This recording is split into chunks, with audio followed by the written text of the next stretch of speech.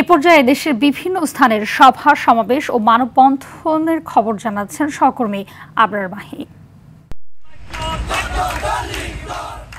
কেন্দ্রীয় যুবদলের সাবেক সাংগঠনিক সম্পাদক মোহাম্মদ ইসহাক সরকারের মুক্তির দাবিতে চট্টগ্রামের সীতাকুণ্ডে বিক্ষোভ মিছিল ও সমাবেশ অনুষ্ঠিত হয়েছে। ময়মনসিংহের ভালুকায় উপজেলা ও পৌর বিএনপির কর্মী সম্মেলন অনুষ্ঠিত হয়েছে। সরকারি কলেজ মাঠে এ কর্মী সম্মেলন অনুষ্ঠিত হয়। পটুয়াখালীর রাঙ্গাবালিতে জামাত ইসলামীর নির্বাচনী গণসমাবেশ অনুষ্ঠিত হয়েছে। স্থানীয় মাদ্রাসা মাঠে সমাবেশে উপস্থিত ছিলেন দলের জেলা শাখার সেক্রেটারি অধ্যাপক শহীদুল ইসলাম আল কায়সারি।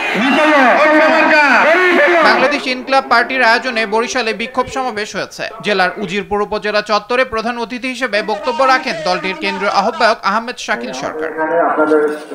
বাগেরহাটে বিআরটিসি গাড়ির অবৈধ কাউন্টার ও মহাসড়কে 3 চাকার যান চলাচল বন্ধের দাবিতে সংবাদ সম্মেলন করেছে জেলা বাস, মিনিবাস, কোচ ও মাইক্রোবাস মালিক সমিতি। সুনামগঞ্জের সড়ক দুর্ঘটনায় জেলা প্রশাসকের কার্যালয়ের 2 কর্মীর মৃত্যুর ঘটনায় প্রাইভেট কার চালকের শাস্তির দাবিতে মানববন্ধন করেছেন সহকর্মীরা। মৌলভীবাজারে বাংলাদেশ প্রেস কাউন্সিলের উদ্যোগে অপসাংবাদিকতা প্রতিরোধে সেমিনার ও মতবিনিময় সভা অনুষ্ঠিত হয়েছে। কুষ্টিয়ায় তারেক রহমানের 31 দফা বাস্তবায়ন ও দুর্নীতিমুক্ত দেশ গড়ার লক্ষ্যে আলোচনা সভা অনুষ্ঠিত হয়েছে। বিএনপির সাবেক উপদেষ্টা অধ্যাপক ডক্টর সাইফুল ইসলামের আয়োজনে মতবিনিময় সভায় স্থানীয় বিএনপি নেতাকর্মীরা উপস্থিত ছিলেন। যশোরে তৌহিদ ভিত্তিক আধুনিক রাষ্ট্র ব্যবস্থা শীর্ষক গোল টেবিল বৈঠক অনুষ্ঠিত হয়েছে। প্রেস ক্লাব হল রুমে এই গোল টেবিলের আয়োজন করা হয়।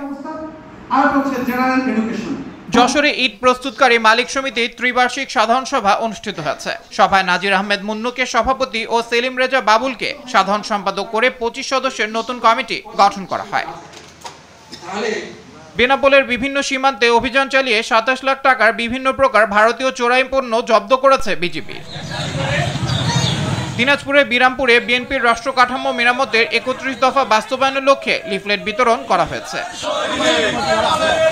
চুয়াডাঙ্গায় পুলিশ সুপার হিসেবে গৌতম কুমার বিশ্বাসকে পদায়নের আদেশ প্রত্যাহারের দাবিতে মানববন্ধন কর্মসূচি পালন করেছে চুয়াডাঙ্গাবাসী।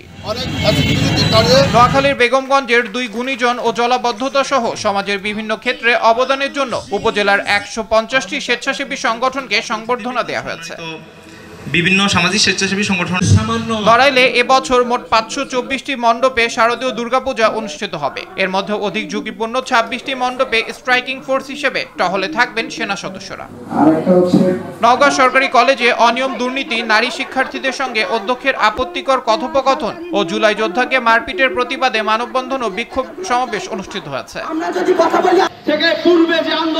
মোংলায় মশাবাহিত রোগ ডেঙ্গু ও চিকুনগুনিয়া বিষয়ে সচেতনতা সৃষ্টি ও মশার উৎপত্তি স্থল দূরীকরণ বিষয়ক কর্মসূচি পালিত হয়।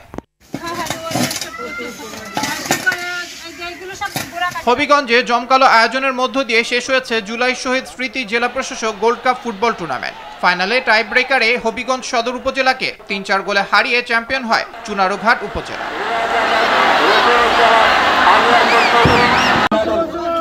আবরার মাহি, RTV।